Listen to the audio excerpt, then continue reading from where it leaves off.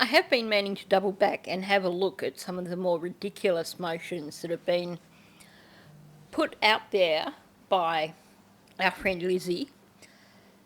And I thought tonight was probably a good opportunity, given that it is currently 7:45 in the evening, and while I've done all the preparation for my next big video, I've not actually started doing any recording, and I think it would take me well through till after midnight if I was going to push on and try and finish that video. So I'll leave that video for tomorrow, and I wanted to have a look at, there's a few different motions that have been put out with regards to the jury, and also some motions with regards to victim impact statements. But this one in particular refers to the jury. So I wanted to jump in and have a look at this one and see if it's reasonable. But I think most of us will expect that, like the majority of Lizzie's motions, it's probably a joke. So this particular motion was put out about a week ago in one of the big batches of motions. There's quite a lot of motions that I'm just going to ignore because they're so ridiculous. But there's one or two that I think are significant and worth looking at, so I think this is one of those. So let's take a look.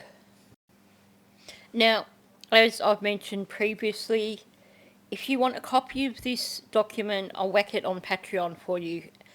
And no, this is not self-gratification, this is free.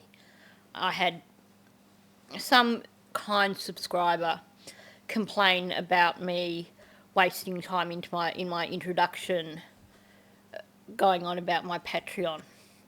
The reason I created a Patreon is to provide people with a free source of documents. I'm not asking people to give me money. There are $1 and $2 tiers for people who wish, but I'm not asking people to do that. You can join my Patreon for free and you can get these documents for free.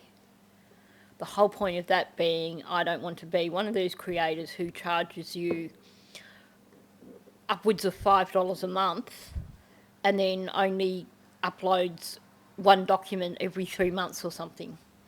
Been there, done that, wasted money on that. I don't want to be one of them.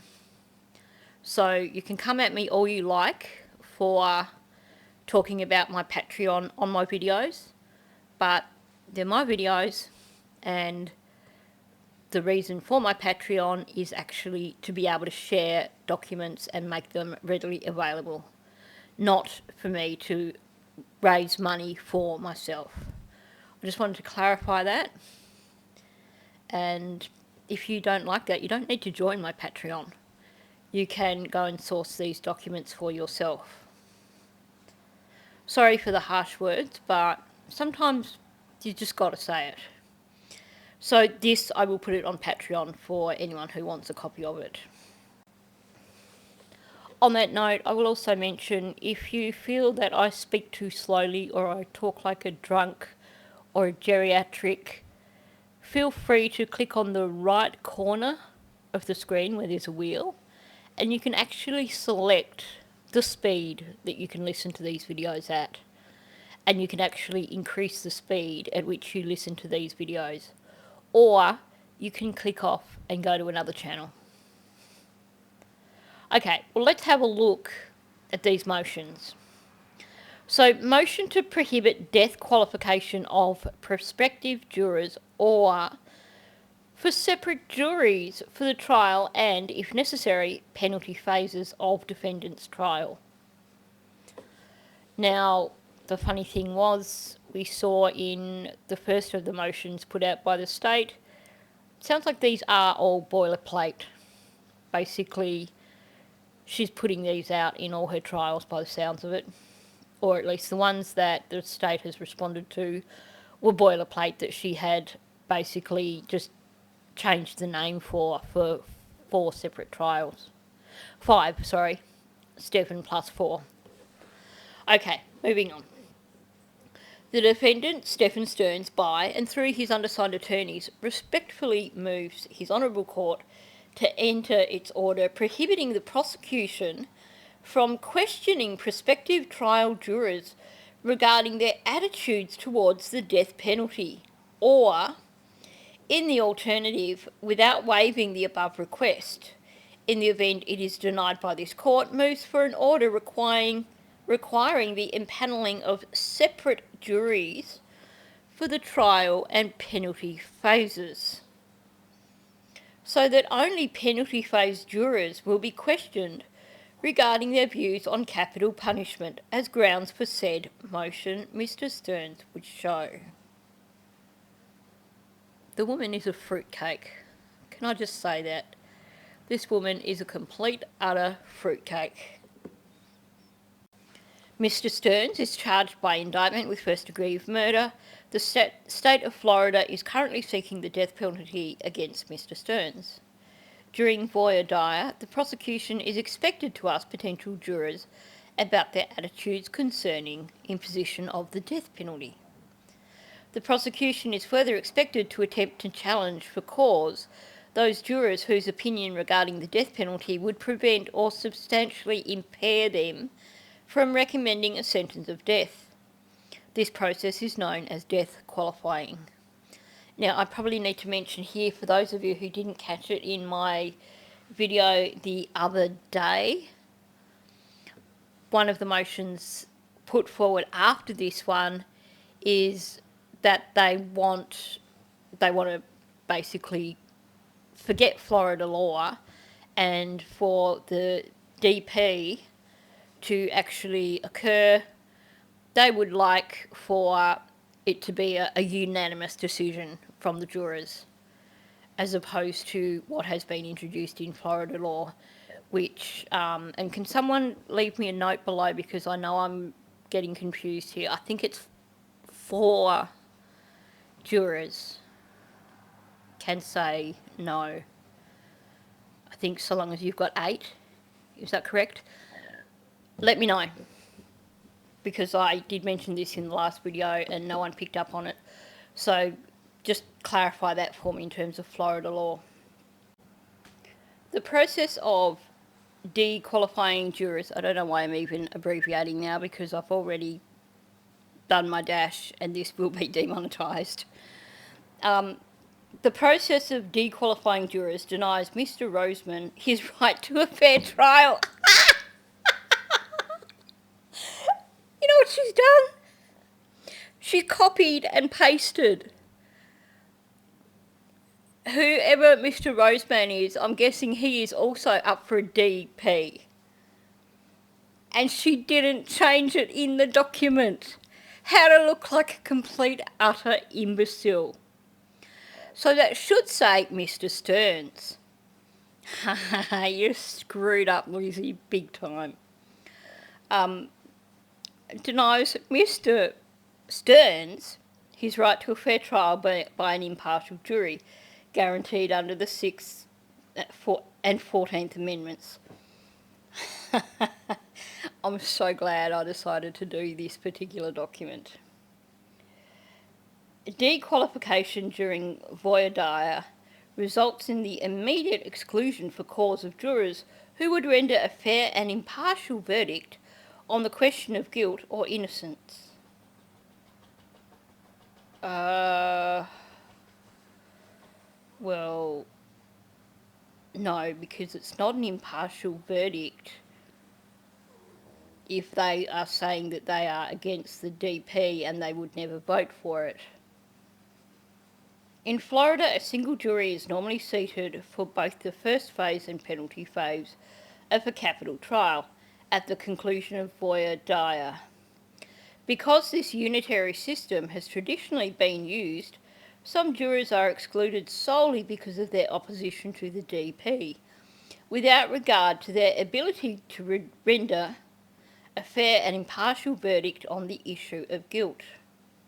Yes, but the problem is, if they are against the DP, that is also going to influence their decision in deciding voting for guilt if they know that voting for guilt could result in DP. Now again, we have several sloppy paragraphs of there's this law, but it seems to be one law that she goes to every time. So 913.13 Florida statute entitled Trial Jury Jurors in Capital Cases states a person who has beliefs which preclude her or him from finding a defendant guilty of an offence punishable by death shall not be qualified as a juror in a capital case. And that is fair, if you ask me. The statute is the sole statute specifically governing the qualification of jurors in capital cases. It makes no mention of individuals who would not recommend a sentence of death, and excludes only those persons whose beliefs preclude a finding of guilt upon an offence punishable by death. Thus, logically, a juror's opinion regarding death as a possible penalty is only relevant under Florida law after a juror has been seated and has returned a verdict of guilt as to the offence of first-degree murder. No, I disagree with that strongly. Because, like I said, if someone is that strongly against the DP and they are put on a DP case as a juror and they know that them saying, yes, I'm voting guilty, could result in that person ending up with the DP, then there's a damn good chance that even if they think the person is guilty, that they may in fact say not guilty because they don't believe in the DP and they don't want to see someone receiving that at their hands, essentially. Therefore, jurors who could not vote for death but could return a verdict of guilty in the first phase of the trial should not be excluded until the second or penalty phase of the trial. Florida statute provides for the summoning by the trial judge of a special jury to determine the appropriate penalty in the event of the initial jury through impossibility or inability is unable to reconvene. In other words, if there is like a hung jury, well, not if there's a hung jury because then the case goes out the window, but if there is, some sort of circumstance, unforeseen circumstance, which means that the jury who has sat through the entire case knows all the evidence, knows all the arguments, is unable to then proceed to the next part of the trial, then maybe there is a special jury that can be summoned. But really, how effective is that going to be? Now, can we just acknowledge here that our friend Lizzie loves to quote all sorts of crap, so I'm not going to quote all the stuff that she's pulled out of wherever. I'm just going to continue with the bones of the argument, basically. So B, death qualification during voir dire increases the conviction proneness of the entire veneer. There is abundant empirical evidence that the mere process of death qualifying a jury makes the jury more prone to convict. And now she's going to quote reams and reams of stuff. This is just a rewrite of several of her other motions. We looked at another motion where she basically wanted the DP off the table because of these same arguments, basically, and it looks like she's just copied and pasted paragraphs and whacked them in. There is no more compelling reason to prohibit the death qualification process than the fact that jurors have been shown to become poisoned against the presumption of innocence in the process. She acts like half-wits are called upon to be jurors. The process of death qualification also destroys counsel's ability to provide effective assistance to his client. in which case maybe that person should not be employed in that job. For example, when faced with a juror with scruples against the death penalty, defence counsel is forced to lead and cajole a prospective juror into considering a position contrary to the position he hopes that juror will take. This degrades the role of the defence counsel and weakens our system of justice. You know what degrades the role of defence counsel? Putting through a motion that you've copied and pasted from another case and forgetting to change the name. What else degrades the role of defence counsel? Putting forward 72 motions, most of which don't hold water. Again, I'm just going to stick to the bare bones. Death qualification seriously impairs the purpose and function of a jury in a criminal case, violating the defendant's right to an impartial representative jury guaranteed by the 6th and 14th Amendments to the US Constitution and Article 1I, Sections 16 and 22 of the Florida Constitution. Okay, and she's still going on about empirical data. The US Supreme Court reaffirmed the validity of empirical data as a basis for its holding that a reduction in the size of a criminal jury below 6 in number seriously impaired its purpose and function so as to deprive the defendant of his Sixth Amendment right to a fair jury trial, by noting first that recent empirical data suggested that progressively smaller juries are less likely to foster effective group deliberation. What's that got to do with this, with her argument? They're not suggesting a jury of 6. Oh, I see. So she's decided that these same concerns apply to a jury that has been death qualified. The purpose and function of the jury is to act as an intermediary between the government and its citizens in order to prevent oppression. By excluding all jurors with scruples against the death penalty, who nevertheless could fairly determine guilt or innocence, the government stacks the deck on its own favour. This destroys the function of the jury by increasing the risk of convicting an innocent person. No, it doesn't. It actually means that there's a better chance of justice being served because you're not going to have someone in the proceedings who is going to refuse to give a guilty verdict regardless of everything because of their beliefs that the DP should not exist. Far out. There exists no compelling state interest in proceeding with death qualification in the initial stages of voir dire. I think I've already said my point there. And can we just acknowledge here that basically all these motions that this woman is making are essentially attacking Florida law and trying to go against Florida law, Florida statute, trying to go against what has been previously used in past cases. D. There exists no compelling state interest in proceeding with death qualification in the initial stages of voir dire. The state of Florida can show no substantial justification for the voir dire in prospective jurors on the issue of their views on capital punishment beyond the need to exclude those individuals who would refuse to convict the defendant if the death penalty were a possibility. Bingo! That's why it's done, you fool.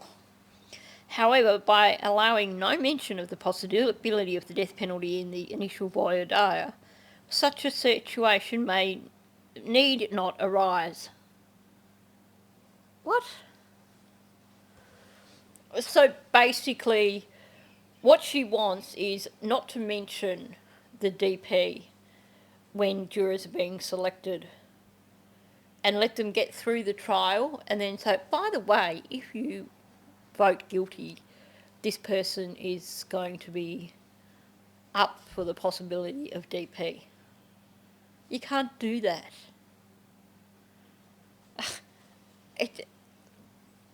Fruitcake. She truly is. Jurors may be subject to voir dire at the conclusion of the trial. What? Well, that sounds smart, doesn't it? What are you going to do? Dismiss half the jury? Is that why she's saying that diminished numbers of jurors make for a less of a chance of a fair verdict? Because for starters, you're going to have alternate jurors. But if you do voir dire at the end of the trial, what? So you're going to start off with 12 jurors and 2 alternates, and then you go through voir dire and you get through 6, and that leaves you with only 8 jurors. Okay, now I can see where she's going. Because then, if she can't get her separate jury for DP, she only needs 1 juror to vote against the DP, right? Because you need 8 jurors to vote for it. Okay, the woman is delusional. I can't believe she's saying this. Should it convict the defendant of at least 1 capital felony as to whether they would automatically reject the death penalty prior to the presentation of any penalty evidence by either side, if the court found that some of the trial jurors were unable to survive a wit test, the court should still invoke Florida statute and impanel either of the alternate jurors or summons a new venire of sufficient size to ensure replacement of the excluded jurors or of the entire panel, which was originally seated for the trial. So she doesn't want to question the jurors before the trial to weed out any jurors that might vote that are, dead set against the DP, because then she's hoping that at the end of the trial that they can do voir dire and suddenly exclude some, if not all of the jurors, and appoint a whole new jury instead of having a hung jury. Appoint a whole new jury who won't have sat through the case and will be simply given aggravating and mitigating circumstances and told, oh, this guy has actually been found guilty. Here are the mitigating and aggravating circumstances, and you don't need to know all the details of the case. Does that sound like justice to you? It doesn't to me at all. So now she explains this whole wit thing that she was talking about. And she's trying to say the Supreme Court in Illinois held that a death sentence cannot be carried out if the jury that imposed or recommended the penalty was selected by excluding prospective jurors for cause simply because they voiced general objections to the death penalty or expressed conscientious or religious scruples against its infliction. In other words, not people that were downright, completely against it, people who had reservations. There's a difference. The High Court clarified the standard enunciated in Witherspoon and held that a prospective juror who is substantially impaired in his or her ability to impose the DP under the state law framework can be excused for cause, but if the prospective juror is not substantially impaired, removal for cause is impermissible. Well, that's logical. That's the whole part of the qualifying process. The questions that they will be asked will clarify whether or not they are just flat out going to vote against DP regardless of everything, or whether they, even if they have scruples about it and are not fans of it, whether or not they will still act within the law, and even if they're not happy about it, will still vote for DP if it is deemed to be reasonable. There is a huge difference. So, citing Witt, a prospective juror is substantially impaired and may properly be excused for cause if he or she is unable to follow the trial court's instruction and conscientiously consider all of the sentencing alternatives, including the DP where appropriate. Yeah, that's why you do voir dire, because you don't want to get to the end of the trial and discover that you've got a juror who is not going to vote for DP no matter what. In Witherspoon, the court specifically contemplated the possibility of using separate juries. In other words, there's no actual precedence of using separate juries. Someone has just put it forward as an idea. So she's heard someone had this idea and now she's running with it. I'm not going to read through this whole spiel that she's got down here, because it is. She quotes from textbooks and she quotes from previous cases, but she overdoes it. You can tell just the difference in the language used by this woman as opposed to our wonderful state prosecutor, who clearly is far more intelligent and has a really good grasp of the law, thankfully. And again, it reads like an essay. Now she's going to talk about a research study done by a university, which has no weight in terms of precedent, has no weight in terms of actually deciding that there should be two separate juries for a case. So I'm not going to read through all that either. I'm not going to insult you by making you sit there and listen to all that sort of drivel. And then she basically is repeating herself again. Death qualification also appears to have several biasing process effects.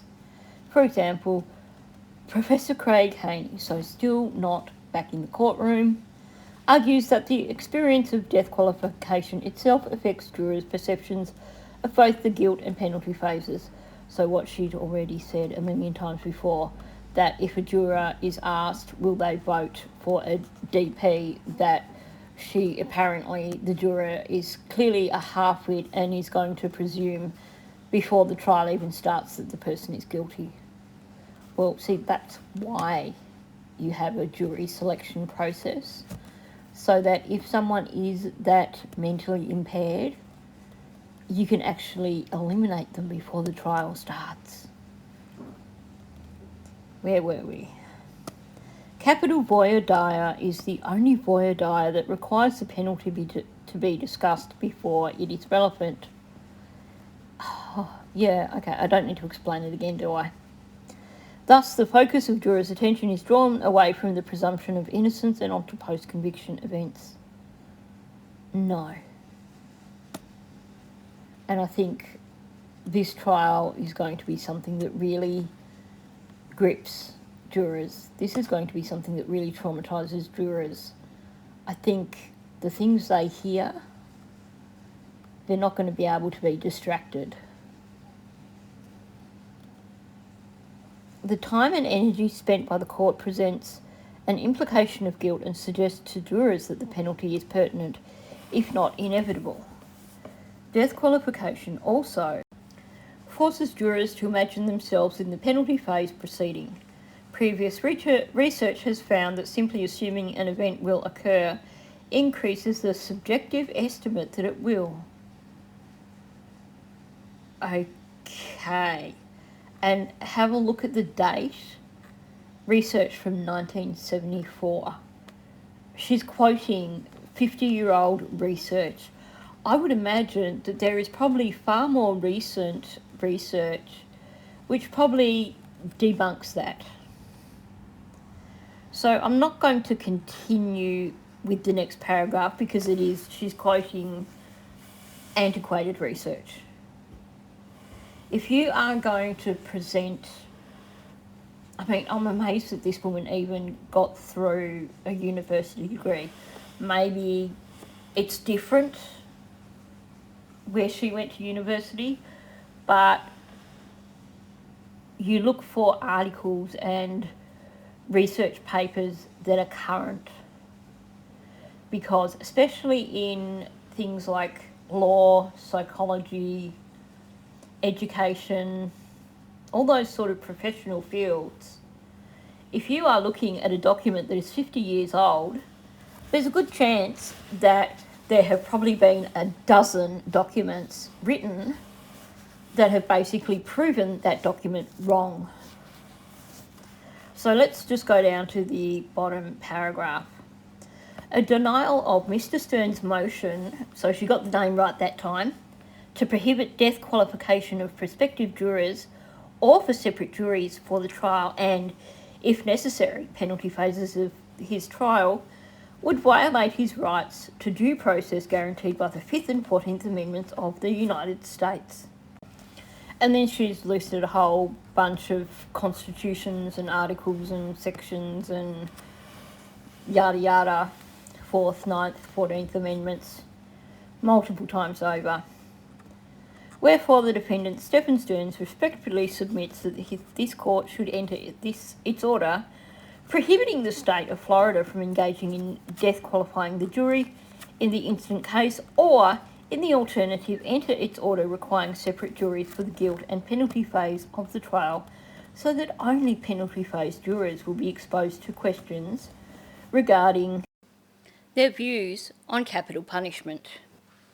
So, in a nutshell, basically what she's doing is attacking every single law that relates to DP, and not just in this instance, it is of course in relating to the jurors, but you've seen she's put documents or motions where she wants the judge to declare DP unconstitutional, same sort of stuff. The argument here is no different from her argument previously where she wanted the DP completely removed from the whole scenario, basically claiming that, well, if you are going to ask jurors about DP beforehand, then they're going to convict someone anyway, regardless of whether or not they're guilty or innocent, which is a joke, because basically if you are a crap lawyer, then it's your problem if your client is convicted. You can't blame it on a jury. And I think it is super important to go through the whole questioning during voir dire to ensure that you don't have anyone in that jury who is anti-DP to the point where they won't give a guilty verdict, because justice is not going to be served. So she's basically trying to weigh the dice in Stearns' favour by bending the laws. This motion won't fly. There's no real precedent for the motion. I am not certain of any cases where, for some reason, they've not been able to use the original jury to decide the penalty phase. But I'm pretty certain it wouldn't just be on a whim. Just a case of, let's change juries now because then they won't have heard the whole case, and maybe we can convince them not to vote for the DP because they won't know all the details of the case. The whole point, I mean, if you're so concerned, then that decision should be in the hands of the judge, not in the hands of a new jury who know nothing about the case, or essentially know nothing about the case, who have not sat through however many days of trial. And, or is she proposing having 2 juries sit through the entire trial? Because then you get messy things of, like with the Flores trial, if you follow that, the Christian Smart, Paul Flores and Ruben Flores, and it was quite messy.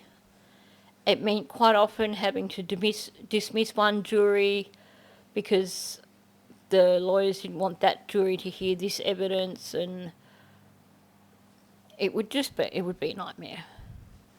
And it wasn't a successful, if you ask me, it really was not successful in the Flores case.